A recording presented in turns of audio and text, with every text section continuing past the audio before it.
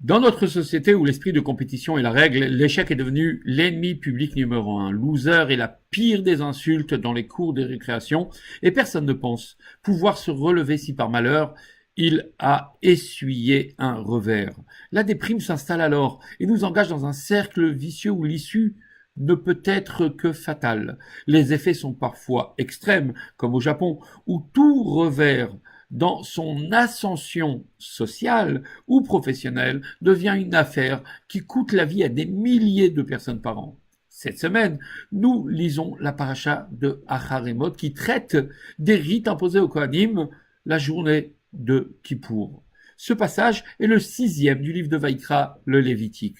En prenant du recul et en ayant une vue d'ensemble sur ce livre sacré, nous constatons que cet épisode vient à point nommé.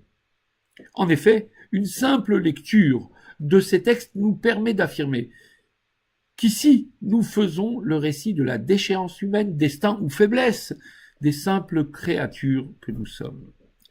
Les passages de Vaïkra, Tzav et du début de Shemini se situent dans le domaine du sacré, le dialogue avec Dieu, les offrandes et autres rites du sanctuaire, l'initiation des Kohanim et enfin l'inauguration du tabernacle. Dans la deuxième partie de Shemini, puis dans les passages de Tazria et Metzora, on sort du sacré pour tomber dans le carré de l'interdit, de la mise à l'écart, de l'abject et de l'impur. Y a-t-il un après à la déchéance morale? Notre paracha répond à cette question existentielle.